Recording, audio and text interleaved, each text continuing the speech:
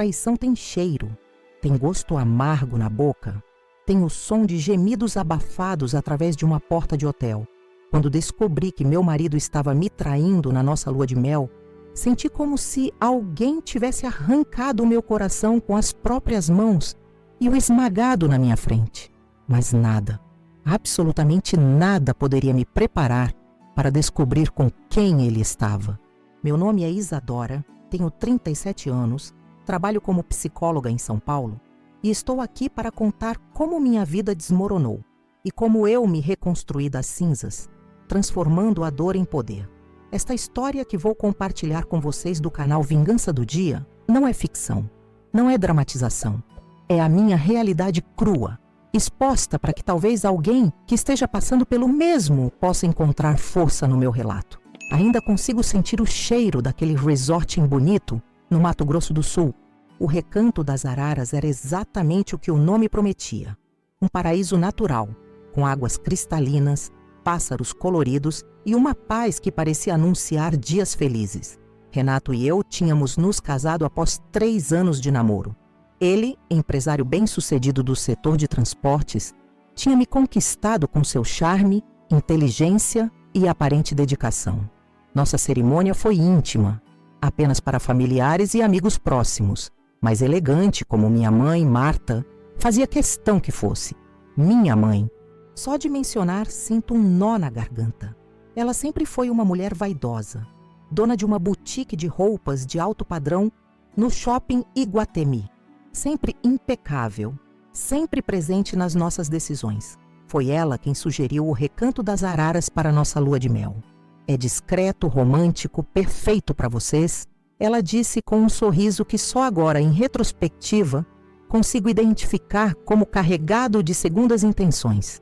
Chegamos ao resort numa tarde de sábado. O pôr do sol tingia o céu de laranja e rosa, criando um cenário que parecia saído de um filme romântico. Nossa suíte era espaçosa, com uma varanda que dava para um jardim repleto de orquídeas e uma banheira de hidromassagem, que prometi a mim mesma que usaríamos naquela noite.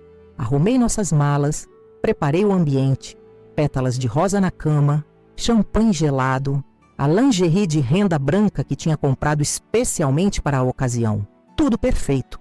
Renato voltou do spa do hotel, onde tinha ido fazer uma massagem para relaxar da viagem. Jantamos no restaurante do resort, bebemos vinho, conversamos sobre planos para o futuro, sobre a casa que compraríamos, sobre os filhos que teríamos. Ele parecia distraído, checando o celular com frequência, mas atribuía ao cansaço e à ansiedade natural de um recém-casado. Voltamos para o quarto por volta das 10 da noite. Acendi algumas velas, coloquei uma música suave, me aproximei dele. Comecei a desabotoar sua camisa. Foi quando ele segurou minhas mãos, me afastou delicadamente e disse: "Vou dormir, estou muito cansado. Amanhã fazemos." Plantou um beijo rápido na minha testa e se deitou, virando-se de costas para mim. Fiquei parada no meio do quarto, confusa, desapontada. Era nossa lua de mel, nossa primeira noite como marido e mulher. Eu tinha fantasiado esse momento por meses, mas tentei compreender. O casamento tinha sido estressante, a viagem cansativa. Talvez ele realmente precisasse descansar. Apaguei as velas, guardei o champanhe e me deitei ao lado dele, tentando adormecer enquanto escutava sua respiração pesada.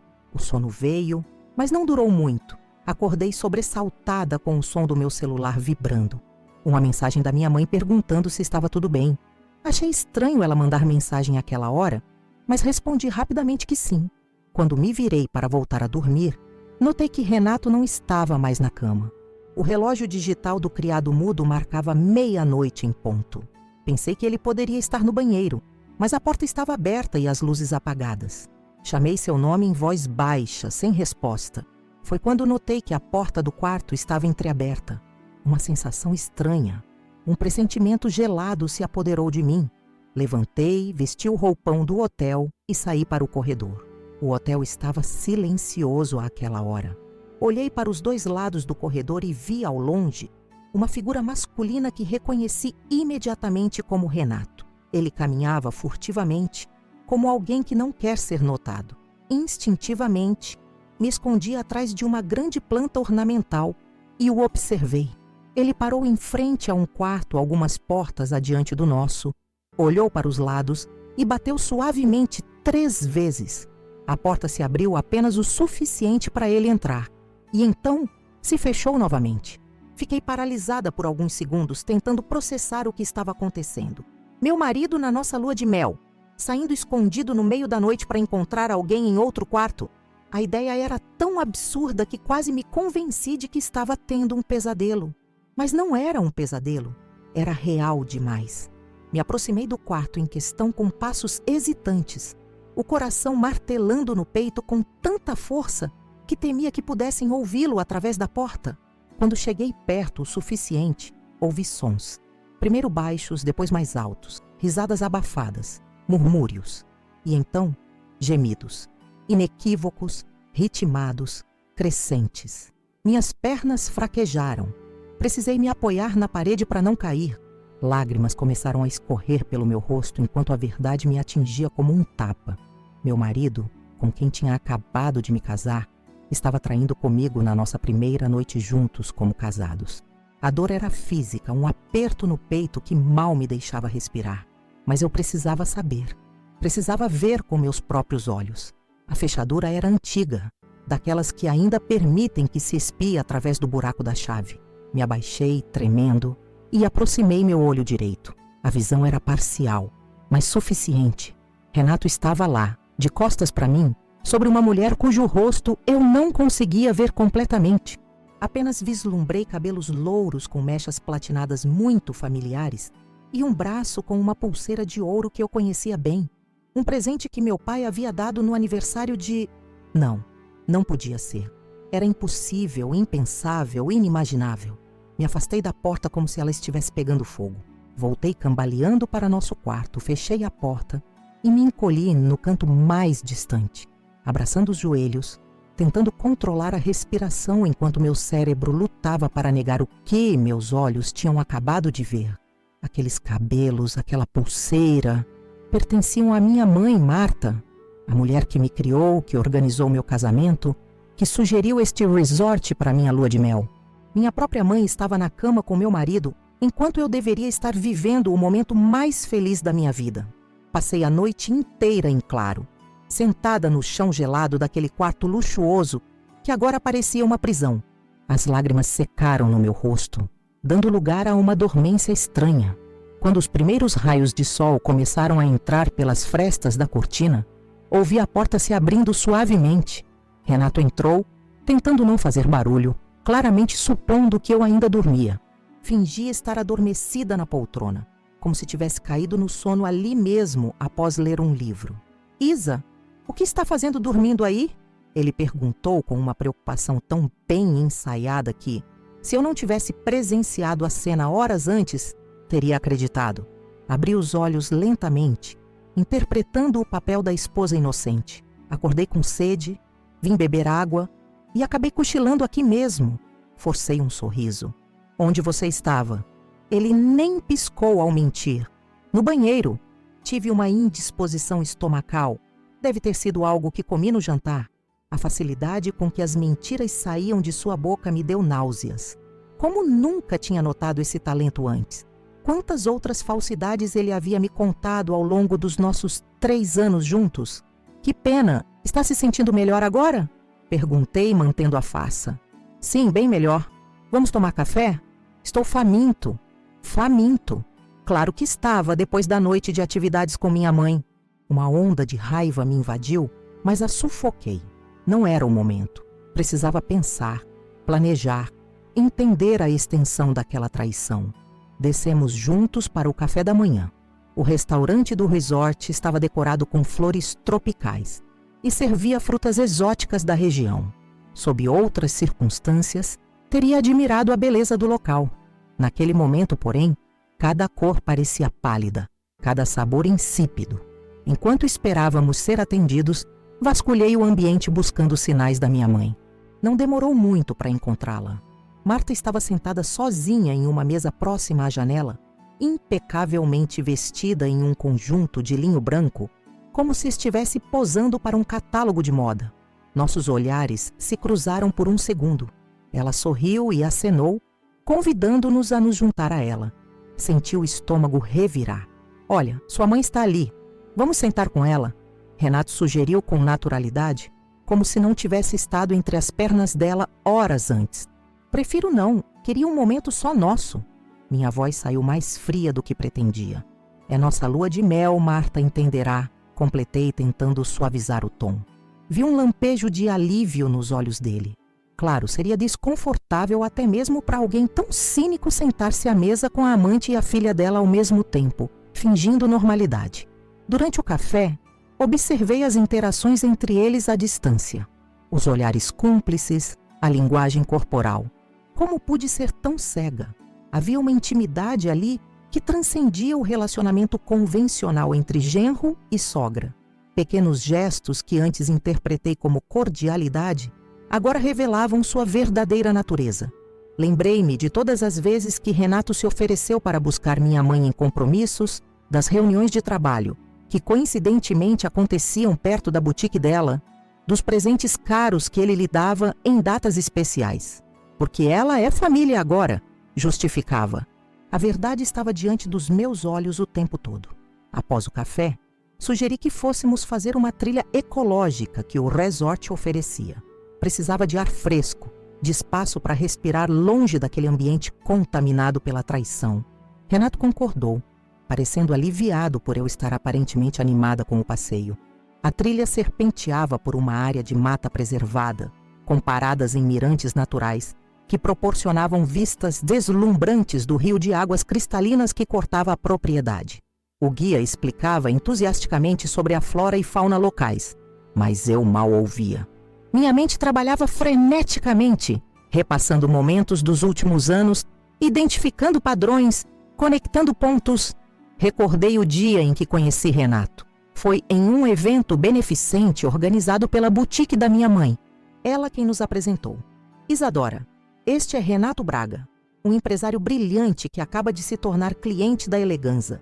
Ele beijou minha mão com galanteria e naquela mesma noite pediu meu número. Na época, interpretei como coincidência. Agora me perguntava, há quanto tempo eles se conheciam antes daquela apresentação? Foi tudo planejado? Em um dos mirantes, enquanto o guia mostrava um ninho de araras azuis, Renato se aproximou por trás e me abraçou. Senti seu corpo junto ao meu e tive que lutar contra o impulso de me afastar bruscamente. Suas mãos, que horas antes tocavam minha mãe, agora tentavam me acariciar. A sensação era repulsiva. Está tudo bem, amor? Você parece distante hoje. Sua voz soava genuinamente preocupada. Que ator talentoso ele era. Só estou cansada, não dormi muito bem. Podemos voltar para o quarto e descansar um pouco se quiser. Não! Respondi rápido demais. A ideia de ficar sozinha com ele no quarto me causava repulsa. Quero aproveitar o passeio, não se preocupe. Durante o almoço, vi minha mãe se aproximando da nossa mesa. Meu corpo enrijeceu instantaneamente. Meus queridos, como foi a trilha? Marta perguntou, sentando-se conosco sem ser convidada. Maravilhosa, dona Marta. Vimos araras azuis e até um tucano. Renato respondeu usando o tratamento formal que sempre adotava em público comigo por perto. Por favor, já disse para me chamar apenas de Marta. Somos família agora. Ela riu, colocando a mão sobre a dele por um momento que durou mais do que deveria. Observei aquela cena como se assistisse a um filme de terror em câmera lenta. A intimidade disfarçada. Os códigos que eles compartilhavam bem debaixo do meu nariz. Era tão óbvio agora. Que surpresa encontrar você aqui, mãe. Consegui dizer, finalmente mantendo a voz firme. Como descobriu que estaríamos neste resort? Um flash de tensão passou pelo rosto dela. Ora, filha, você mesma me contou. Na verdade, fui eu quem sugeriu o recanto das araras para vocês, lembra? Uma cliente comentou sobre o lugar e achei que seria perfeito para sua lua de mel. Ela completou rapidamente. Mentira. Ela tinha sugerido sim, mas agora a razão era clara. Não foi coincidência ela estar hospedada no mesmo resort, no mesmo período. Foi tudo meticulosamente planejado para que pudessem continuar seus encontros mesmo durante minha lua de mel. A audácia era de tirar o fôlego. Ah, claro! Como pude esquecer? Obrigada pela sugestão, mãe. O lugar é realmente íntimo. Percebi que ela captou a indireta pelo modo como seus dedos apertaram o guardanapo. Renato, porém, parecia alheio à tensão crescente, ocupado com seu filé mignon. E em qual quarto você está hospedada? Perguntei, olhando-a diretamente nos olhos. No 207, na ala leste. Ela respondeu automaticamente, para então se dar conta da pergunta estranha. Por quê? Curiosidade. Apenas queria saber se estávamos na mesma ala. Sorri. Um sorriso que não alcançava meus olhos. O nosso é o 213. Tão perto. Sim. E entre o nosso quarto e o dela estava o 210, o cenário do crime da noite anterior. Durante a tarde, convenci Renato que queria fazer uma sessão de spa sozinha, para relaxar. Na verdade, precisava de um momento de solidão para processar tudo e decidir o que fazer. Enquanto recebia uma massagem que deveria ser relaxante, mas que meu corpo tenso mal conseguia aproveitar, tomei minha decisão. Não confrontaria nenhum dos dois ainda. Precisava de provas concretas. Precisava entender a profundidade daquela relação doentia. Discretamente, quando voltei ao quarto, instalei um aplicativo de gravação no meu celular. Naquela noite, quando Renato disse que ia ao bar do hotel buscar um drink para nós, coloquei o telefone no bolso do seu roupão, ativando a gravação. 20 minutos depois, ele voltou com 2 caipirinhas de frutas vermelhas e uma explicação sobre a demora. O barman estava preparando um coquetel especial e quis me mostrar o processo. Mais tarde, quando ele finalmente adormeceu, recuperei meu celular e, com o coração na garganta, ouvi a gravação. Em vez da conversa com um barman, havia o som inconfundível de uma porta se abrindo, passos, e então a voz da minha mãe. Renato, precisamos ser mais cuidadosos. Isadora está desconfiada, percebi no almoço. Impossível, ela não tem como saber. Provavelmente só está cansada da viagem. Você não percebeu o tom dela quando perguntou sobre meu quarto? Foi estranho. Está imaginando coisas, Marta. Relaxa. Ninguém vai descobrir. Além disso, já conversamos sobre isso. Depois da lua de mel, as coisas voltarão ao normal. Nossos encontros às quintas-feiras, como sempre. Às vezes penso se isso tudo não é loucura, Renato. Ela é minha filha. Uma filha que te deu acesso à conta conjunta que temos. Não se esqueça do nosso plano. Em 1 ano, teremos dinheiro suficiente para recomeçar longe daqui. Você, eu e toda a fortuna que o seu genro querido vai acumular. A gravação continuou por mais alguns minutos, com detalhes sobre transferências bancárias e planos para o futuro, antes que os sons dessem lugar a gemidos e suspiros que me fizeram desligar o áudio, enojada. Tudo ficou claro naquele momento. Não era apenas uma traição, era uma conspiração. Eles planejavam me usar para enriquecer e depois fugir juntos. Minha própria mãe, a mulher que me deu à luz, estava disposta a sacrificar minha felicidade, meus sonhos e meu futuro por dinheiro e luxúria. Olhei para Renato dormindo pacificamente ao meu lado, seu rosto relaxado como o de uma criança inocente. Como podia aparentar tanta serenidade, carregando tamanha podridão na alma? Senti uma mistura de dor, raiva e nojo que quase me fez vomitar. Silenciosamente, saí da cama e fui até a varanda. A noite estava estrelada. A lua cheia iluminava o jardim de orquídeas abaixo. Em qualquer outro momento, teria achado aquela vista romântica.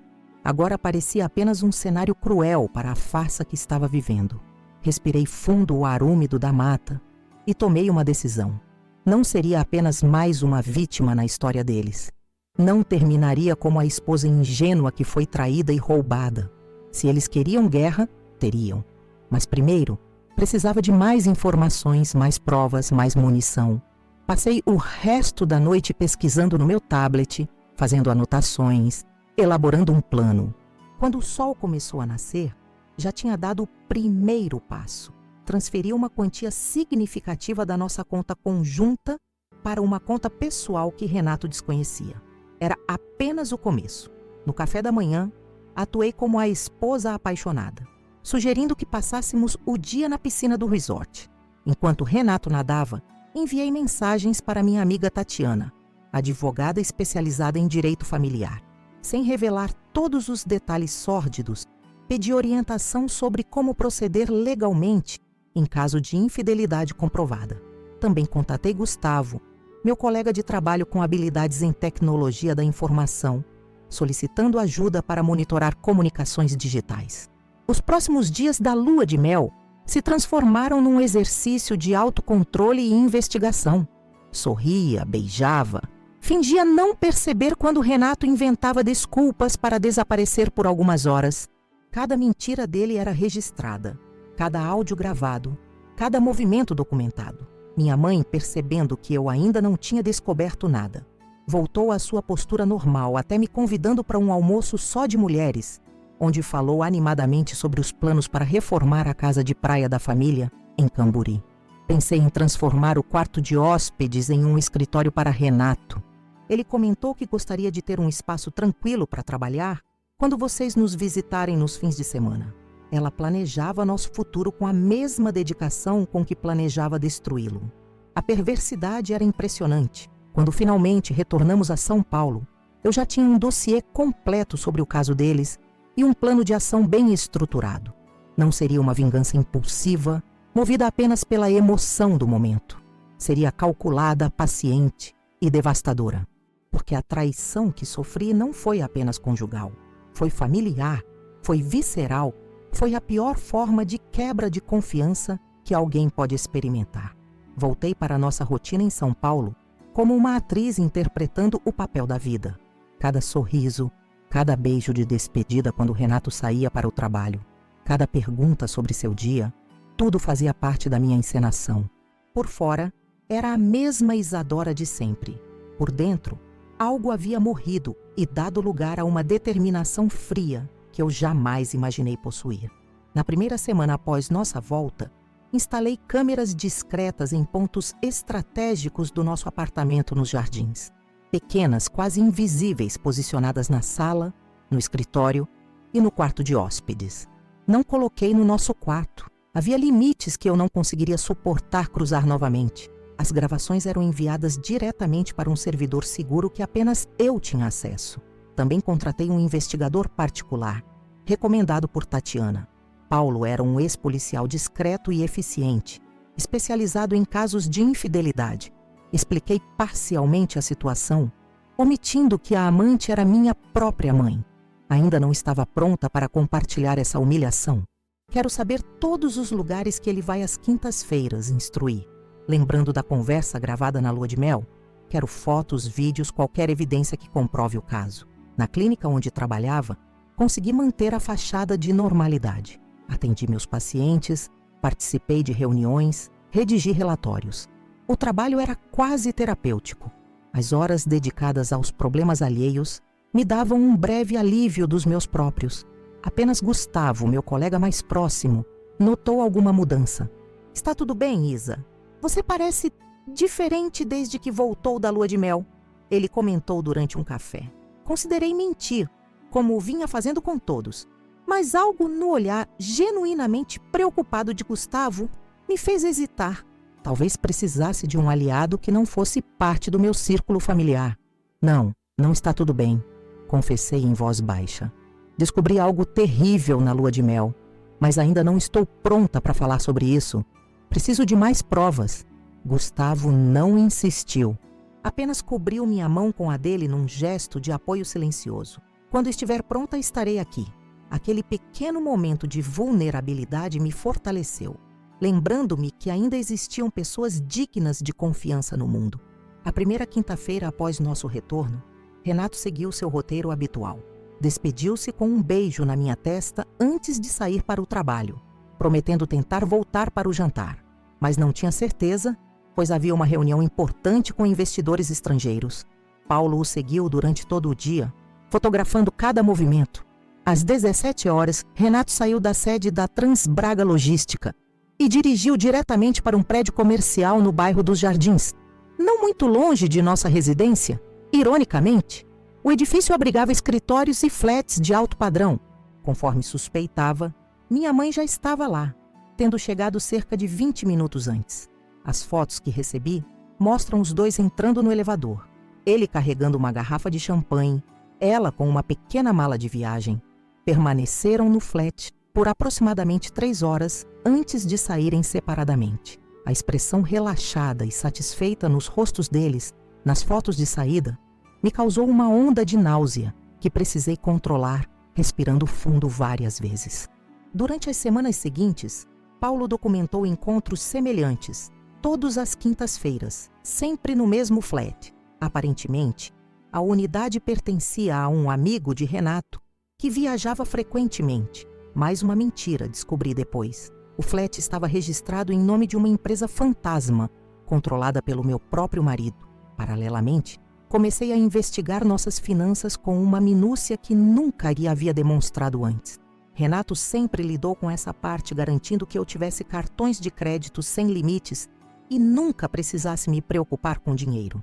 Ingenuamente, interpretei como cuidado o que era, na verdade, uma forma de controle. Com a ajuda de um contador forense, recomendado novamente por Tatiana, descobri transferências regulares para contas offshore, investimentos em nomes de terceiros e uma complexa estrutura financeira destinada a ocultar parte significativa dos rendimentos da empresa. Mais chocante ainda foi descobrir que minha mãe era beneficiária de várias dessas transações. Um dia, enquanto Renato estava em uma viagem de negócios, que Paulo confirmou ser um fim de semana com minha mãe em um resort em Campos do Jordão, acessei seu escritório em casa. Usando as habilidades que Gustavo havia me ensinado, consegui desbloquear seu computador pessoal. Ali, encontrei a peça final do quebra-cabeça. E-mails trocados entre Renato e minha mãe, datados de 6 meses antes de eu conhecê-lo. Ler aquelas mensagens foi como ser esfaqueada repetidamente. A frieza com que planejaram me usar era aterrorizante. Tudo começou quando minha mãe, endividada devido a investimentos mal-sucedidos, conheceu Renato em um evento de negócios. Ela mencionou ter uma filha única, psicóloga bem-sucedida, que herdaria não apenas seu patrimônio, mas também a fortuna considerável que meu pai, engenheiro aposentado, havia acumulado ao longo da vida. Ela é bonita, inteligente e completamente inocente quando se trata de negócios, escreveu minha mãe em um dos e-mails. Seria a esposa perfeita para um homem ambicioso como você. Com seu charme, tenho certeza que a conquistará facilmente.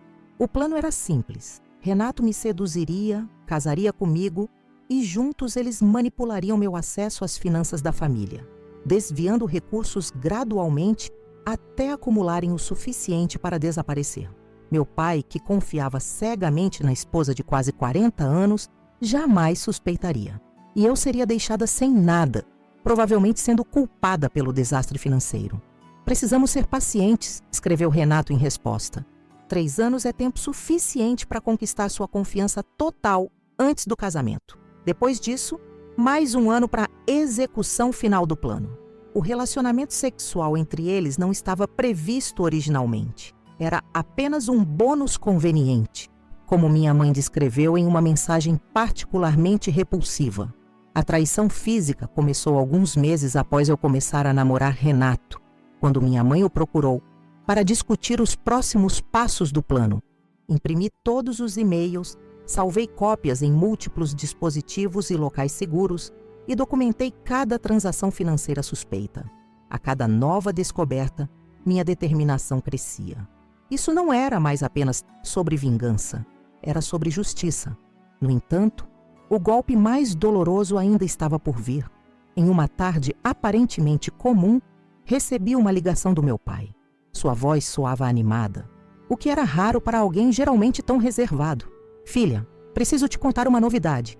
Estou pensando em colocar parte da minha aposentadoria em um investimento que Renato me apresentou. Parece muito promissor. Retorno garantido de 15% ao ano.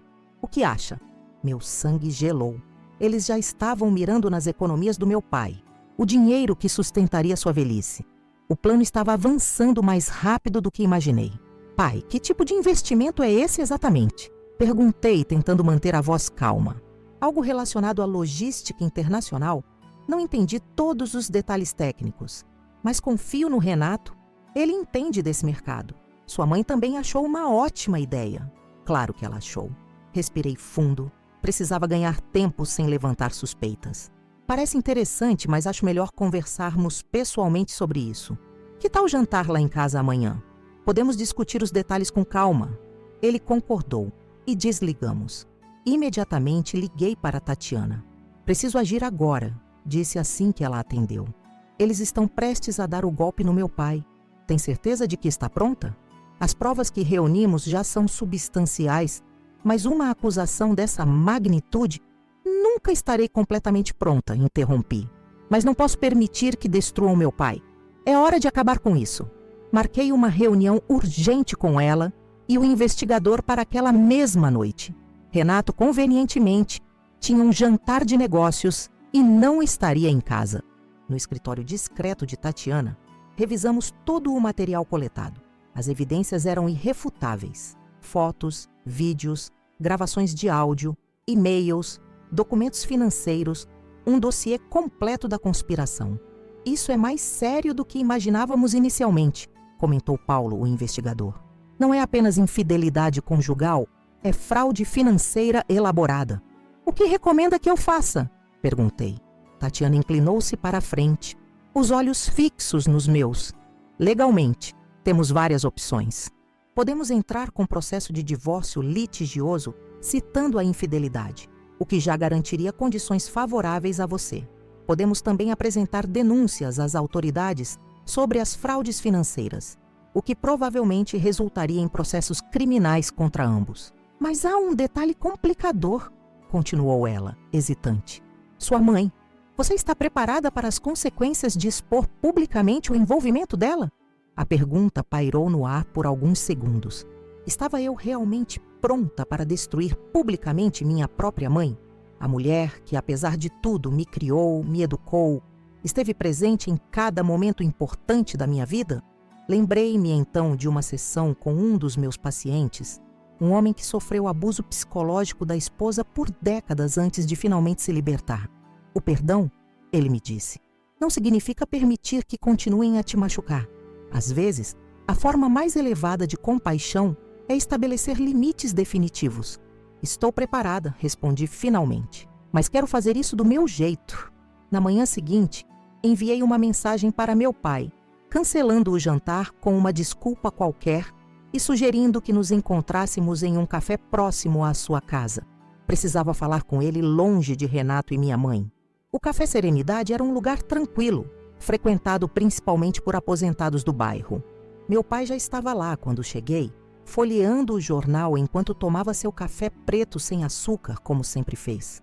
Pai, comecei após os cumprimentos iniciais. Preciso mostrar algo muito difícil para o senhor. Seus olhos, tão parecidos com os meus, me fitaram com uma mistura de curiosidade e apreensão. Lentamente, abri a pasta que trouxe comigo e coloquei sobre a mesa uma seleção cuidadosamente editada das provas. Fotos de Renato e minha mãe entrando no flat, cópias dos e-mails mais incriminadores, documentos das transferências financeiras suspeitas. Observei seu rosto enquanto examinava o material. Vi a confusão inicial dar lugar à descrença, depois à dor profunda e, finalmente, a uma raiva contida que nunca havia presenciado nele. Suas mãos, sempre firmes mesmo aos 61 anos, tremiam ligeiramente. Quanto tempo? Perguntou com voz rouca, sem tirar os olhos dos documentos.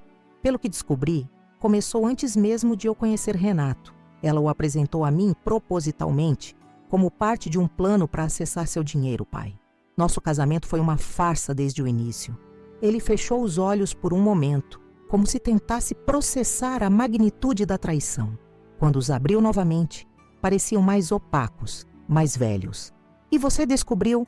Na nossa lua de mel, completei. Os vi juntos. Desde então, venho coletando provas e tentando entender a extensão disso tudo. Meu pai sempre foi um homem de poucas palavras, preferindo ações a discursos. Naquele momento, porém, ele simplesmente parecia sem ação, atordoado demais para reagir. O que pretende fazer agora? Perguntou finalmente. Tenho um plano, respondi, e gostaria que o senhor fizesse parte dele, não para vingança, mas para a justiça. Expliquei minha ideia em detalhes. Não seria uma exposição pública imediata, que apenas geraria escândalo e possivelmente prejudicaria a todos nós emocionalmente. Seria uma armadilha cuidadosamente elaborada, que permitiria não apenas recuperar o que tentaram roubar, mas também garantir que enfrentassem as consequências de suas ações da forma mais impactante possível. Será no aniversário de casamento de vocês daqui a 3 semanas, concluí. Eles não esperam que saibamos de nada. A surpresa será nosso maior trunfo. Meu pai permaneceu em silêncio por longos minutos, digerindo tudo o que havia compartilhado. Então, com uma determinação que me lembrou de onde vinha minha própria força, assentiu. Estou com você, filha. Saímos daquele café diferentes do que éramos ao entrar. Uma cumplicidade silenciosa havia se formado entre nós. 2 sobreviventes de uma mesma traição, unidos pela dor compartilhada e pela resolução de não permitir que os culpados saíssem impunes. Na semana seguinte, mantive a fachada de normalidade com ainda mais dedicação. Jantei com Renato em nossos restaurantes favoritos, assisti a filmes abraçada a ele no sofá e até mesmo visitei minha mãe na boutique para ajudá-la com a organização do aniversário de casamento. Estou pensando em algo íntimo, apenas para a família e amigos mais próximos, comentou ela, mostrando-me opções de decoração em uma revista. Talvez na casa de Camburi. O que acha? Perfeito, respondi sorrindo. A casa de praia tem um significado especial para todos nós. Pouco sabia ela que aquele lugar, cenário de tantas memórias familiares, seria também o palco da sua derrocada. À medida que a data se aproximava, finalizei cada detalhe do meu plano com a precisão de uma cirurgiã. Transferências bancárias estratégicas, contratos revisados, documentos preparados, dispositivos instalados. Cada peça cuidadosamente posicionada no tabuleiro. Na véspera do grande dia, enquanto Renato dormia ao meu lado, permiti-me um momento de reflexão. Pensei na jovem ingênua que fui, na confiança cega que depositei nas pessoas que deveriam me proteger. Aquela Isadora havia morrido na noite da lua de mel. Em seu lugar, nasceu uma mulher que nunca mais permitiria ser manipulada, traída ou subestimada. O sol nascia no horizonte quando acordei na manhã do aniversário de casamento dos meus pais. 40 anos de união que descobri haviam sido construídos sobre uma base de areia. Observei Renato dormindo ao meu lado, seu rosto sereno, sem qualquer indício da perversidade que habitava sua alma. Como conseguia dormir tão tranquilamente? Perguntava-me se algum dia ele sentiu remorso, se em algum momento hesitou antes de prosseguir com aquela traição elaborada. Deslizei para fora da cama sem fazer barulho e segui para o banheiro. Encarei meu reflexo no espelho, olhos determinados, mandíbula firme, postura ereta, irreconhecível para quem me conheceu antes. A metamorfose havia sido completa. Às 9 horas, recebi a mensagem de Tatiana confirmando que todos os documentos estavam prontos. O contador forense havia finalizado seu relatório detalhando cada centavo, desviado nos últimos 3 anos. Paulo, o investigador, entregara seu dossiê com todas as provas fotográficas e gravações organizadas cronologicamente. Meu pai confirmou que havia seguido minhas instruções à risca, ajustando seu testamento e alterando procurações bancárias sem que minha mãe soubesse. Tudo pronto para hoje à noite? Renato perguntou, abraçando-me por trás enquanto eu preparava café. Absolutamente, respondi com um sorriso ensaiado. Já enviei as bebidas e a comida para Camburi. Precisamos sair até as 2 para evitar o trânsito pesado na rodovia. Ele beijou meu pescoço, suas mãos deslizando pela minha cintura. Precisei de todo o autocontrole para não me afastar bruscamente. Você pensou em tudo, como sempre. É por isso que te amo. Cada palavra falsa era uma punhalada. Engoli o nojo e me virei para encará-lo, mantendo-lhe sorriso. Vou finalizar alguns relatórios na clínica pela manhã. Te encontro em casa ao meio-dia para sairmos, certo? Perfeito. Tenho uma reunião rápida com Otávio para acertar os detalhes daquele investimento que comentei. O investimento que planejavam oferecer ao meu pai. A audácia era impressionante. Na clínica encontrei Gustavo, que havia se tornado meu confidente nas últimas semanas. Depois que finalmente revelei toda a história, ele se ofereceu para ajudar de qualquer forma possível. Está tudo preparado, confirmei, revisando minha lista mental mais uma vez. Tem certeza que não quer que eu vá? Poderia dar apoio moral, ofereceu genuinamente preocupado. Obrigada, mas isso é algo que preciso enfrentar com meu pai. Um assunto de família, respondi. A ironia da frase não me escapando. Gustavo assentiu compreensivo. Estarei disponível se precisar de qualquer coisa. Só ligar. Ao meio-dia, conforme planejado, encontrei Renato em casa. Ele já havia colocado as malas no carro. Um BMW conversível que ele adorava exibir, comprado parcialmente com dinheiro desviado das contas da minha família. A viagem de São Paulo até Camburi, no litoral norte, durava cerca de 3 horas. Durante o percurso, Renato alternava entre ligações de negócios e conversas aparentemente descontraídas comigo. Falava sobre planos futuros, uma possível viagem à Europa no próximo verão, talvez até começarmos a pensar em ter filhos. A ideia de ter um filho com aquele homem me causou um calafrio. Como pude ser tão cega, a ponto de quase construir uma família com alguém assim?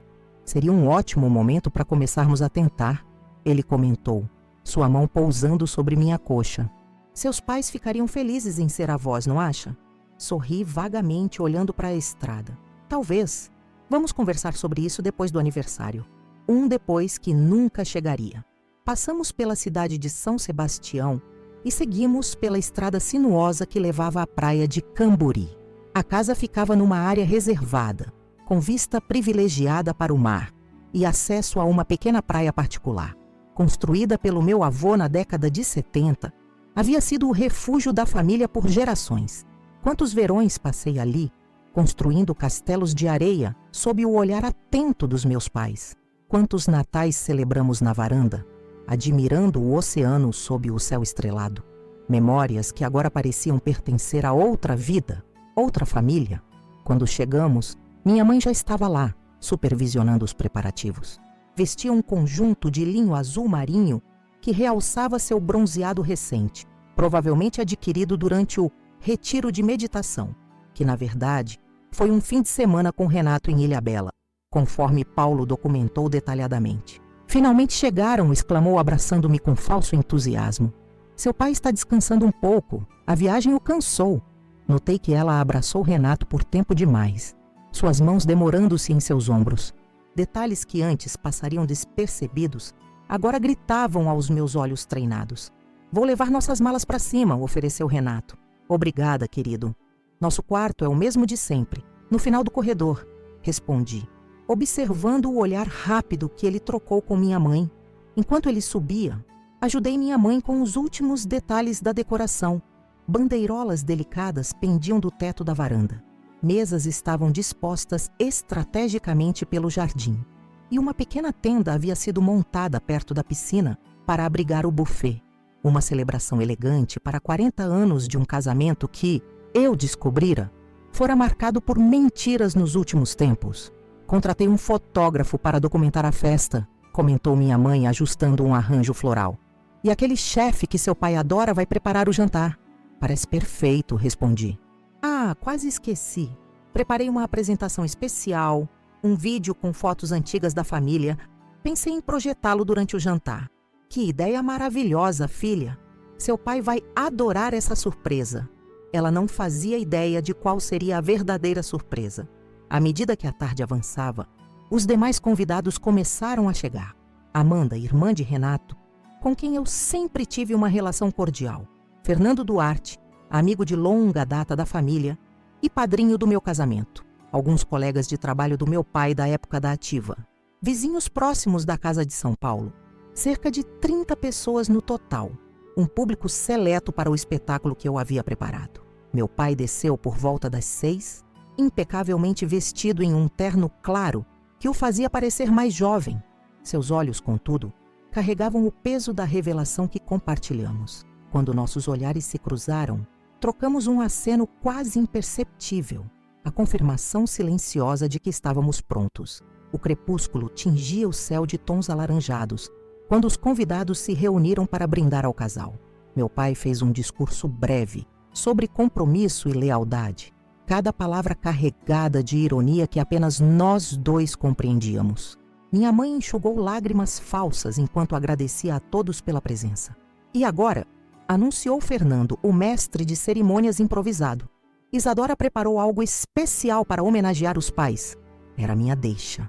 Levantei-me, taça de champanhe em mãos, e caminhei até o centro do jardim. Obrigada, Fernando. Como muitos sabem, sou filha única e sempre tive uma admiração profunda pelo casamento dos meus pais. Cresci acreditando que o amor deles era inabalável, um exemplo a ser seguido.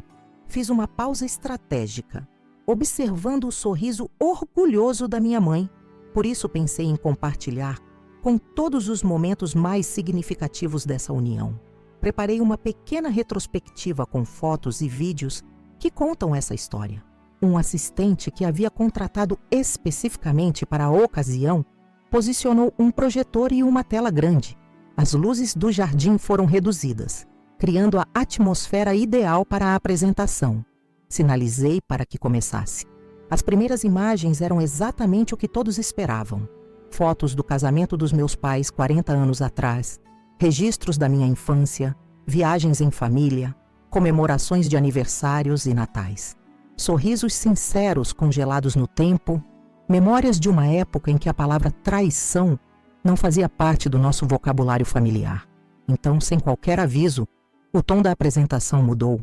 Surgiram na tela as primeiras fotos tiradas por Paulo. Renato e minha mãe entrando no flat, saindo juntos de hotéis, trocando carícias em lugares que acreditavam ser seguros. O murmúrio de choque correu entre os convidados. Alguns olharam para mim, outros para meu pai, outros ainda para os protagonistas daquele escândalo que se revelava. O que significa isso? Minha mãe se levantou, o rosto pálido contrastando com o bronzeado. Que tipo de montagem absurda é essa? Mantive-me calma, controlando cada respiração. Não é montagem, mãe. São registros reais dos últimos 3 meses. Mas a história começou bem antes, não é mesmo? As imagens deram lugar aos e-mails impressos, exibidos em tamanho suficiente para que todos pudessem ler as trocas explícitas entre os dois. Planos detalhados para me usar como ponte para acessar o patrimônio familiar, estratégias para manipular meu pai, comentários cruéis sobre minha ingenuidade. Renato avançou em direção ao projetor. Isso é invasão de privacidade. Você não tem direito. Eu tenho todos os direitos, interrompi, minha voz surpreendentemente firme, como esposa traída, como filha usada como peão, como profissional que testemunhou um esquema fraudulento. Mas não se preocupe, tem mais. O próximo conjunto de slides exibia documentos financeiros, transferências suspeitas, contas offshore, registros de propriedades adquiridas com dinheiro desviado, o trabalho meticuloso do contador forense exposto para todos verem. Isso tudo é um mal-entendido. Renato tentou novamente, dirigindo-se aos convidados atônitos. São documentos manipulados, obviamente. Isadora está passando por um momento difícil, talvez precisando de ajuda psicológica. A tentativa de me desacreditar era patética. Por favor, continuem assistindo. Solicitei calmamente, ignorando suas palavras. A apresentação culminou com algo que nenhum dos dois esperava. Gravações de áudio. Primeiro, a conversa na lua de mel, capturada pelo meu celular escondido no roupão de Renato. Depois, trechos de discussões no flat, onde planejavam detalhes do golpe financeiro que aplicariam no meu pai. Gravações obtidas por microfones instalados por Paulo após semanas monitorando o local. O silêncio que se seguiu era quase palpável. Meu pai permaneceu sentado, o rosto uma máscara impenetrável de dignidade ferida. Amanda, a irmã de Renato, derramou sua taça de vinho deliberadamente sobre o colo do irmão antes de se afastar. Fernando, nosso padrinho, balançava a cabeça em descrença. Os demais convidados alternavam entre expressões de choque, repulsa e constrangimento. Acho que todos merecem explicações, disse finalmente, encarando minha mãe e Renato. Ou talvez prefiram que eu continue com os detalhes que deixei de fora até agora? Minha mãe, sempre preocupada com as aparências, tentou sua última cartada. Filha, você está claramente transtornada. Isso é algum tipo de crise psicótica? Sempre foi tão emocionalmente frágil. A tentativa de me fazer parecer instável era sua tática clássica. Quantas vezes durante minha adolescência ela havia invalidado meus sentimentos classificando-os como drama exagerado. Mas dessa vez eu estava preparada. Doutora Cláudia Assunção, terapeuta familiar, está presente hoje a meu convite. Indiquei uma senhora elegante entre os convidados. Temos sessões documentadas onde discuti minhas descobertas sob supervisão profissional. Ela pode atestar meu estado mental se necessário. Renato, percebendo que o plano estava desmoronando, mudou de estratégia. Aproximou-se de mim, tentando assumir um tom conciliatório. Isa, vamos conversar em particular. Sei que parece terrível, mas há explicações. Não há explicações para 3 anos de mentiras. Cortei secamente. Não há justificativa para conspirar contra sua própria filha ou trair seu marido de 4 décadas. Vocês planejaram me usar e depois descartar como se eu fosse apenas um obstáculo no caminho da felicidade de vocês. Virei-me para os convidados, muitos dos quais já estavam discretamente se preparando para partir. Peço desculpas por transformar o que deveria ser uma celebração em isto, mas a verdade precisava vir à tona. Não apenas por mim ou por meu pai, mas porque acredito que ninguém deveria continuar sendo enganado. Meu pai levantou-se finalmente, ajustando o paletó com a dignidade que sempre o caracterizou. Caminhou lentamente até minha mãe, observando-a como se a visse pela primeira vez. 40 anos, Marta.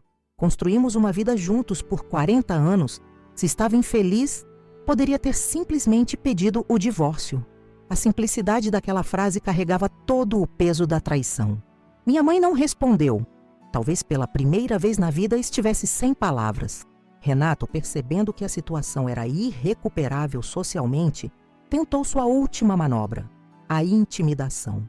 Você não tem ideia do que está fazendo, sibilou para mim, quando os convidados começaram a se dispersar. Posso arruinar sua vida. Tenho contatos, influência.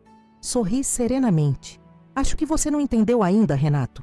Sua vida já está arruinada. Enquanto estávamos aqui, mandados de busca e apreensão foram cumpridos em todos os seus escritórios e propriedades.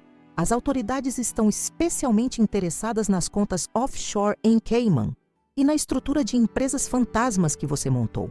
Seu rosto empalideceu visivelmente. Isso é blefe, disse, mas sem convicção.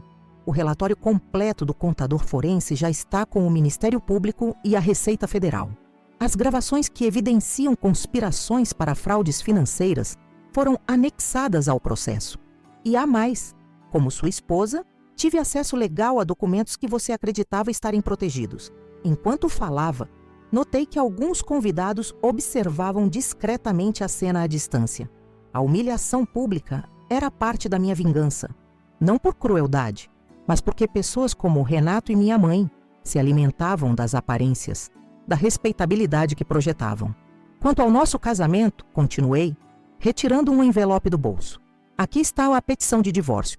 Meus advogados entrarão em contato para discutir os detalhes. Ah, e sobre a Transbraga Logística. Interessante como seu sócio Otávio ficou disposto a vender suas ações quando soube do escândalo iminente. Agora sou acionista majoritária da empresa. A expressão no rosto de Renato oscilava entre incredulidade e pânico. Toda sua arrogância havia desaparecido, substituída por uma compreensão crescente do desastre que se abatia sobre ele. Minha mãe, que assistia à cena paralisada, finalmente encontrou sua voz. O que vai acontecer agora? Agora? Repeti, voltando-me para ela. Agora vocês enfrentarão as consequências de suas escolhas, juridicamente, socialmente, financeiramente. Cada aspecto da vida que vocês tentaram construir através da manipulação e da traição desmoronará. E quanto a mim e papai, começaremos a reconstruir o que vocês destruíram. A festa de aniversário havia terminado abruptamente, os convidados se retirando em meio a cochichos e olhares de esguelha. Apenas meu pai permaneceu, silencioso e digno, em seu terno claro, observando o desfecho de 4 décadas de casamento. Enquanto a noite caía sobre a casa de Camburi, uma sensação de conclusão pairava no ar. Não era alegria. Ainda havia muita dor a ser processada, muitas lágrimas a serem derramadas longe dos olhos de quem nos traiu. Era algo mais profundo. A libertação que vem da verdade finalmente revelada, do poder recuperado das mãos de quem tentou nos destruir. Mais tarde, sozinha na praia sob o céu estrelado, refleti sobre a longa jornada desde aquela primeira noite na lua de mel. A descoberta devastadora transformara-se gradualmente em uma investigação meticulosa e, finalmente, em justiça. Eu havia emergido mais forte, mais sábia, e, de alguma forma, mais completa. As ondas quebravam suavemente na areia, um ritmo constante que lembrava que, apesar de tudo, a vida continuava. E agora, finalmente, eu poderia continuar também, livre das mentiras que quase me consumiram. As semanas seguintes à exposição na casa de praia foram um turbilhão de ações e consequências. Amanhã após a revelação, acordei com o som das ondas batendo na areia e a certeza de que nada seria como antes. Meu pai já estava na varanda contemplando o oceano com uma xícara de café nas mãos, os ombros mais leves apesar da dor evidente em seus olhos. Eles partiram durante a madrugada, informou quando me aproximei. Levaram apenas o essencial, assenti sem surpresa. Era o movimento esperado de quem tenta escapar das consequências de seus atos. Mas não havia escape possível. Os documentos já estavam com as autoridades. As contas já estavam bloqueadas. A rede já havia sido lançada. Retornamos a São Paulo naquela tarde, em carros separados. Renato havia levado o BMW, mas não me importei. Aquele carro simbolizava a ostentação vazia que caracterizava nossa relação.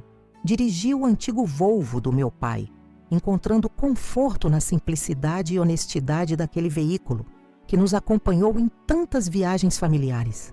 Nosso apartamento nos Jardins estava vazio quando cheguei. Renato havia passado por lá, recolhendo roupas e documentos pessoais, mas deixando para trás os móveis caros e obras de arte que tanto se orgulhava de exibir para visitantes impressionáveis. Num gesto simbólico, retirei todas as fotos do nosso casamento das paredes, guardando-as numa caixa que destinei ao fundo do armário. Não por nostalgia, mas como lembrança tangível do quanto somos vulneráveis quando amamos sem questionar. A primeira notificação oficial chegou 3 dias depois. A Receita Federal havia iniciado uma auditoria completa nas empresas de Renato, com ênfase especial na Transbraga Logística.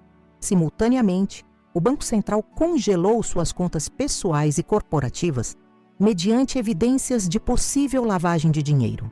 A estrutura financeira que ele levou anos construindo desmoronou em questão de dias. Minha mãe tentou contato diversas vezes, primeiro por telefone, depois por e-mails cada vez mais desesperados. Não respondia a nenhum. Seu advogado entrou em contato com Tatiana, propondo um acordo. Ela abriria mão de qualquer reclamação sobre o patrimônio do casamento em troca da retirada das acusações mais graves. Meu pai, mostrando a integridade que sempre o caracterizou, recusou qualquer acordo. A verdade não é negociável, disse simplesmente. A boutique Eleganza, império de 2 décadas da minha mãe, fechou as portas menos de um mês depois. A clientela exclusiva que frequentava o estabelecimento no shopping Iguatemi rapidamente se afastou quando os rumores do escândalo se espalharam. Ninguém queria ser associado à mulher que traiu o marido com o genro, que conspirou contra a própria filha.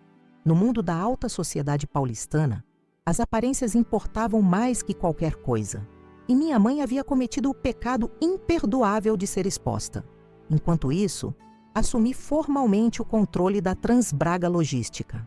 As primeiras semanas foram desafiadoras. Funcionários desconfiados, clientes hesitantes, fornecedores cautelosos.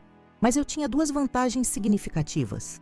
Minha formação em psicologia, que me permitia compreender e administrar as dinâmicas humanas envolvidas, e o apoio incondicional de Otávio, ex-sócio de Renato, que se tornou meu aliado quando percebeu a extensão da fraude que ocorria sob seu nariz. Sempre desconfiei que havia algo errado nas contas, confessou Otávio, durante nossa primeira reunião oficial. Renato criou uma estrutura tão complexa que era quase impossível rastrear o fluxo real do dinheiro. Mas nunca imaginei que fosse algo tão pessoal. As maiores traições geralmente são, respondi, assinando os documentos que oficializavam minha posição como presidente do Conselho Administrativo. Minha primeira ação foi solicitar uma auditoria externa completa, expondo publicamente todas as irregularidades e estabelecendo novos protocolos de transparência. Dispensei executivos que haviam sido cúmplices silenciosos de Renato e promovi funcionários que demonstraram integridade mesmo sob pressão. A Transbraga começou lentamente a recuperar sua credibilidade no mercado. Paralelamente à reestruturação profissional, enfrentei o processo doloroso de reorganizar minha vida pessoal. Mudei-me do apartamento nos Jardins para um loft no bairro de Pinheiros, menor, mais simples, mas genuinamente meu. Pintei as paredes de azul petróleo, comprei plantas para cada cômodo, adquiri móveis de pequenos artesãos locais em vez de grifes italianas. Cada escolha era um ato de autodefinição, de reconstrução da identidade que havia sido obscurecida durante os anos com Renato. Meu pai passou por um processo semelhante de reinvenção. Vendeu a casa onde viveu com minha mãe por 4 décadas e comprou um apartamento próximo ao Parque Ibirapuera. Retomou hobbies abandonados há anos: fotografia, xadrez, jardinagem. Aos poucos, o brilho voltou aos seus olhos, embora uma sombra de melancolia permanecesse sempre presente. Nossos almoços de domingo tornaram-se um ritual sagrado. Às vezes cozinhávamos juntos, em outras, explorávamos restaurantes pela cidade. Conversávamos sobre livros, exposições, projetos futuros, evitando deliberadamente mencionar os 2 nomes que haviam sido centrais em nossas vidas. Era nossa forma de cicatrização, de criar novos espaços onde a dor da traição não penetrasse. 6 meses após a exposição em Camburi, recebi a notícia pela qual secretamente aguardava. Renato havia sido indiciado formalmente por fraude financeira, evasão fiscal e formação de quadrilha. O Ministério Público estimava que o esquema montado por ele desviou aproximadamente 12 milhões de reais ao longo dos anos. A denúncia citava explicitamente minha mãe como co-conspiradora. No mesmo dia, Tatiana me informou que o juiz havia finalmente homologado nosso divórcio, nos termos exatos que solicitamos. Renato não contestou nenhuma cláusula. Não estava em posição de negociar. Oficialmente, eu estava livre. Para marcar aquela data, convidei Gustavo para jantar. Ao longo dos meses turbulentos, ele havia se tornado mais que um colega de trabalho.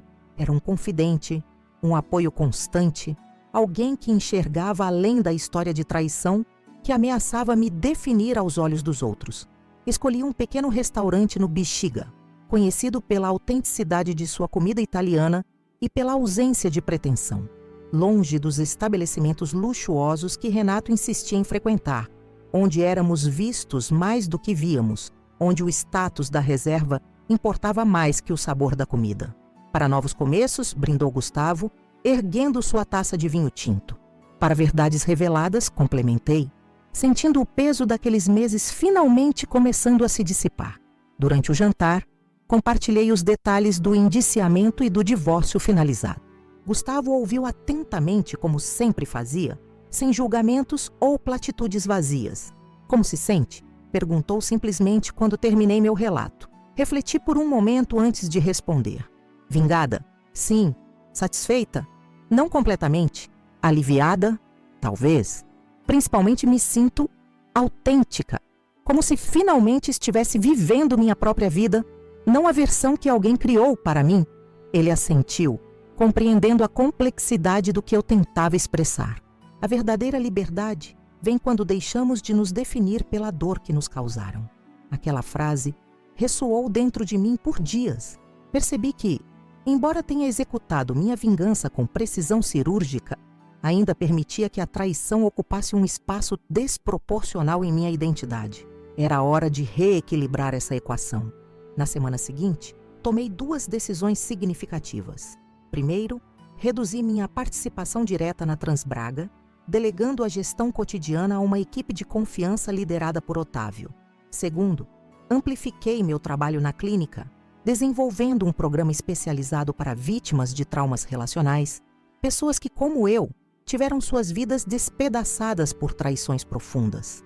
O programa rapidamente ganhou notoriedade nos círculos profissionais. Fui convidada para palestras em universidades. Participei de podcasts sobre saúde mental. Publiquei artigos em revistas especializadas. Minha experiência pessoal, transformada em conhecimento técnico e empatia genuína, tornou-se uma ferramenta para ajudar outras pessoas a reconstruírem suas vidas após relacionamentos abusivos. Foi durante uma dessas palestras na USP que recebi a notícia. Minha mãe havia sido presa preventivamente.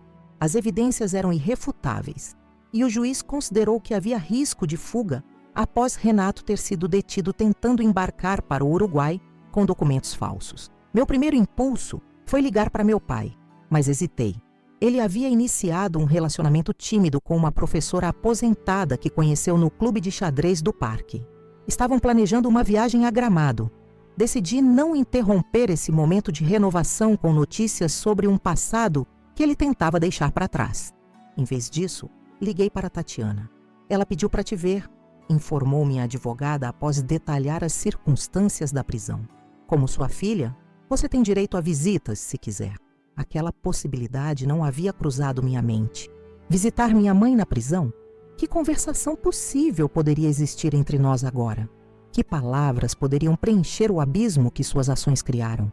Vou pensar, respondi, sabendo que precisaria processar aquela decisão cuidadosamente. Durante dias, debati internamente os prós e contras daquele encontro. Parte de mim desejava um fechamento, uma explicação, não para perdoar, mas para compreender. Outra parte temia reabrir feridas parcialmente cicatrizadas, reviver a dor que tanto me esforcei para superar. Consultei minha própria terapeuta, com quem mantinha sessões semanais desde a lua de mel fatídica. Não existe decisão certa ou errada aqui, ela observou. A pergunta é: o que você precisa para continuar seu processo de cura? Após 2 semanas de reflexão, agendei a visita. Não por minha mãe, mas por mim mesma. A penitenciária feminina era um complexo frio e impessoal na zona norte da cidade. Passei por detectores de metal, revistas, portas de segurança. Cada etapa aumentava a tensão que crescia em meu peito. Finalmente, fui conduzida a uma sala de visitas onde várias mesas separavam detentas de seus familiares. Minha mãe já estava lá, sentada rigidamente, as mãos cruzadas sobre a mesa.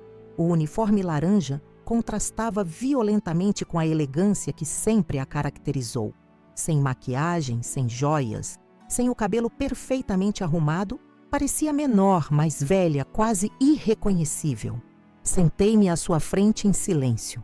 Nossos olhares se encontraram, os mesmos olhos castanhos, a mesma forma ligeiramente amendoada, o mesmo legado genético que nenhuma traição poderia o apagar. Obrigada por vir. Sua voz estava rouca, como se pouco usada. Não esperava que você aceitasse. Nem eu, admiti, mas acredito que precisamos desta conversa. Ela assentiu lentamente. Não sei por onde começar. Pelo começo seria apropriado. Quando exatamente você decidiu que eu era dispensável? Quando escolheu o homem com quem me casei como seu amante? Quando planejaram usar minha confiança contra mim? As perguntas saíram mais duras do que pretendia, mas eram honestas. Minha mãe encolheu-se ligeiramente, mas não desviou o olhar. Nunca foi sobre você, Isadora. Foi sobre mim, minhas inseguranças, minha ganância, minha fraqueza. Conheci Renato em um evento de negócios. Ele era charmoso, persuasivo, e eu estava entediada. 4 décadas com o mesmo homem previsível, seguro. Comecei acreditando que era apenas uma aventura, algo para me fazer sentir viva novamente. E quando se transformou em conspiração? Pressionei. Gradualmente, Renato descobriu sobre minhas dívidas, investimentos ruins que escondi do seu pai. Ofereceu ajuda, mas com condições. Uma coisa levou a outra. Quando percebi o que estávamos fazendo, já parecia tarde demais para voltar atrás. Você poderia ter parado a qualquer momento, argumentei. Poderia ter me alertado, protegido sua própria filha. Sim, ela admitiu, lágrimas finalmente escorrendo por seu rosto envelhecido. Poderia e deveria. Não tenho desculpas, apenas explicações inadequadas. O orgulho, o medo da exposição, a adrenalina do segredo. Me tornei viciada naquilo tudo. E Renato, ele tem um talento peculiar para identificar fraquezas e explorá-las. Observei-a por longos momentos, esta mulher que me gerou, me criou, me ensinou sobre o mundo e então conspirou para me destruir. Era difícil conciliar as 2 versões dela em minha mente. Não vim buscar seu perdão, continuou ela. Sei que não o mereço e provavelmente nunca merecerei. Vim apenas dizer que, apesar de tudo que fiz, nunca deixei de te amar. É contraditório, impossível de entender, eu sei, mas é a verdade. Amor, repeti a palavra lentamente. Acho que temos definições muito diferentes para esse termo. Ficamos em silêncio por vários minutos. O burburinho da sala de visitas ao nosso redor, contrastando com o vazio entre nós. Seu pai está bem? Ela finalmente perguntou. Está seguindo em frente. Respondi sem elaborar. Alguns detalhes não lhe pertenciam mais. Quando o tempo da visita se aproximava do fim, ela fez uma última pergunta. Você acha que algum dia poderemos, não sei, ter qualquer tipo de relacionamento novamente? Considerei a questão honestamente antes de responder. Não sei. Não posso prometer nada agora. O tempo dirá se alguma forma de conexão será possível no futuro. Levantei-me para sair, sentindo um peso inesperado se dissipando. Não era perdão. Esse caminho ainda parecia distante demais.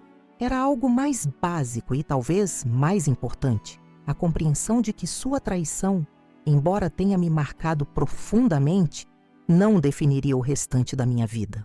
No caminho de volta, dirigi com as janelas abertas, sentindo o vento da tarde paulistana contra meu rosto.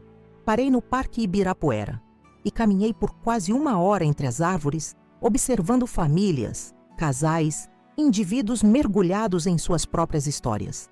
Alguns no início, outros no meio, outros tentando reescrever finais que não escolheram. Ao pôr do sol, sentei-me à beira do lago e enviei uma mensagem para Gustavo. Jantar hoje? Tenho novidades para compartilhar. Não eram apenas as notícias da visita que queria dividir, mas uma decisão que havia tomado durante aquela caminhada. Era hora de expandir meu programa para vítimas de trauma relacional, transformá-lo em algo maior, mais acessível. Usar minha própria história de superação para iluminar caminhos possíveis para outros. A traição que começou na minha lua de mel quase destruiu tudo que eu acreditava, amava e esperava. Quase. No final, tornou-se o catalisador para uma vida mais autêntica, mais consciente e, ironicamente, mais completa. A vingança foi apenas parte da jornada. A transformação era o verdadeiro destino. Quando o céu se tingiu de laranja e rosa, cores semelhantes àquele pôr do sol na pousada em Bonito há quase 1 ano, soube com certeza. A história daquela noite terrível não era mais minha única história. Era apenas um capítulo, doloroso, significativo, mas não definitivo. O restante do livro ainda estava sendo escrito, e agora eu segurava firmemente a caneta. E assim termina a história que nunca imaginei que seria minha. De uma lua de mel que deveria ser o início de uma vida feliz, a uma traição que revelou as máscaras daqueles que deveriam me proteger. Olhando para trás agora, percebo que todo aquele sofrimento me transformou na mulher que sou hoje, mais forte, mais sábia e, acima de tudo, livre das correntes de relacionamentos baseados em mentiras. Quando descobri Renato saindo escondido do nosso quarto naquela noite em Bonito, jamais poderia prever que estava prestes a desvendar não apenas uma simples traição, mas uma conspiração elaborada entre meu próprio marido e minha mãe. A dor de ver aqueles gemidos, de reconhecer a pulseira familiar no braço da amante do meu marido, foi apenas o começo de uma jornada que mudaria completamente meu destino. Durante os meses que se seguiram, transformei minha dor em determinação. Investiguei cada detalhe, coletei cada prova, planejei cada passo da minha vingança com a precisão de uma cirurgiã, removendo um tumor maligno da minha vida. As quintas-feiras de encontros secretos no flat, as transferências bancárias escondidas, os e-mails revelando um plano que começou muito antes de eu conhecer Renato. Tudo documentado, tudo preservado como evidência da crueldade humana e da minha própria resiliência. O momento da revelação na casa de Camburi, durante o aniversário de casamento dos meus pais, foi o clímax de uma história que parecia saída de um filme, exceto que era dolorosamente real. Ver os rostos chocados dos convidados, a palidez de Renato, a expressão derrotada da minha mãe quando as provas foram exibidas na tela, aquelas imagens ficarão para sempre gravadas na minha memória, não como troféus, mas como marcos de um ponto sem retorno, onde escolhi a verdade acima de qualquer comodidade. As consequências foram devastadoras para eles. A prisão, a ruína financeira, o ostracismo social. Para mim, foram libertadoras. Assumi o controle da empresa que Renato tanto prezava. Reconstruí minha vida pessoal em novos termos, transformei minha experiência traumática em um programa para ajudar outras vítimas de traições profundas. A visita à minha mãe na prisão fechou um ciclo importante, não com perdão, mas com a compreensão de que sua traição, embora tenha me marcado, não definiria meu futuro. Hoje, quase 2 anos após aquela noite fatídica no Recanto das Araras, sou uma pessoa diferente. Meu pai encontrou uma nova chance de ser feliz ao lado de alguém que o valoriza verdadeiramente. Renato cumpre pena por seus crimes financeiros, despojado de todo o poder e influência que tanto ostentava. Minha mãe enfrenta as consequências de suas escolhas dia após dia, em uma cela que contrasta violentamente com o luxo ao qual estava acostumada. E eu floresci das cinzas como jamais acreditei ser possível. A clínica de tratamento para traumas relacionais que fundei já ajudou centenas de pessoas a reconstruírem suas vidas após terem sido traídas por aqueles em quem mais confiavam. A Transbraga, agora gerida com transparência e ética, recuperou sua reputação no mercado. Meu relacionamento com Gustavo evoluiu naturalmente, sem pressa, construído sobre uma base de honestidade radical que exijo em todas as áreas da minha vida agora. Compartilho minha história aqui no canal Vingança do Dia, não para glorificar o sofrimento ou incentivar retaliações, mas para mostrar que é possível transformar a dor em propósito, que podemos usar nossas piores experiências como catalisadores para nosso crescimento mais significativo, que a verdadeira vingança não está na destruição de quem nos feriu, mas na reconstrução de uma vida mais autêntica e plena apesar deles. Para você que me acompanhou até aqui, que talvez esteja passando por sua própria versão de traição ou dor, quero dizer, você não está sozinho. Há um caminho além do sofrimento, há luz além da escuridão que parece interminável agora. Sua história de dor pode se transformar em uma história de superação, assim como a minha. Se esta narrativa tocou você de alguma forma, peço que se inscreva no canal Vingança do Dia.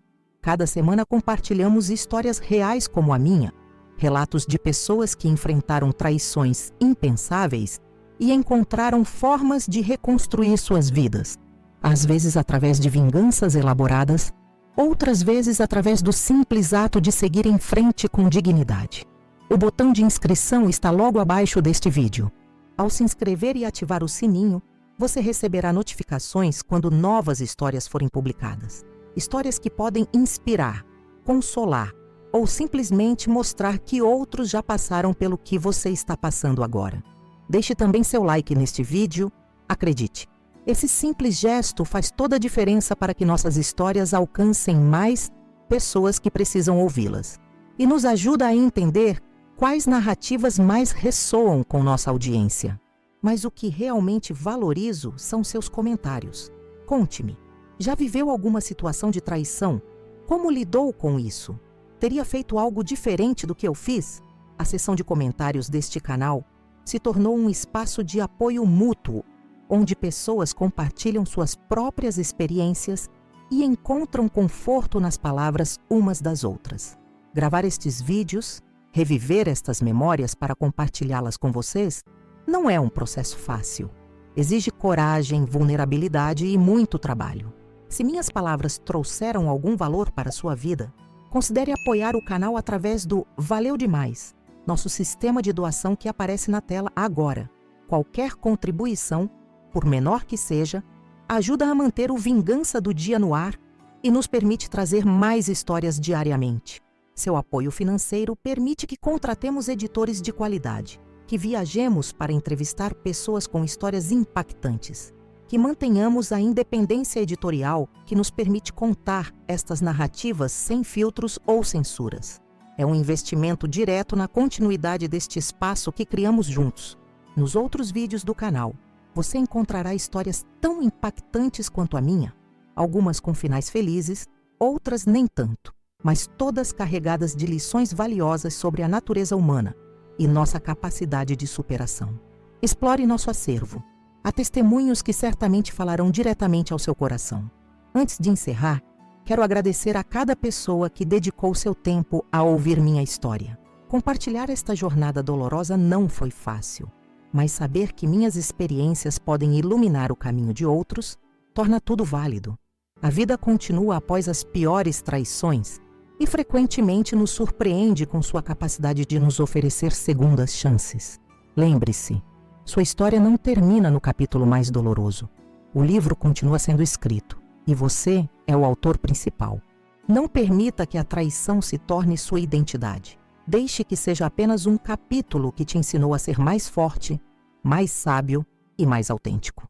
Nos vemos no próximo vídeo do Vingança do Dia, com mais uma história real que vai te fazer refletir sobre os limites da confiança, do amor e da capacidade humana de renascer após a destruição. Até lá, cuide-se, seja gentil consigo mesmo e lembre-se, a melhor vingança é viver bem.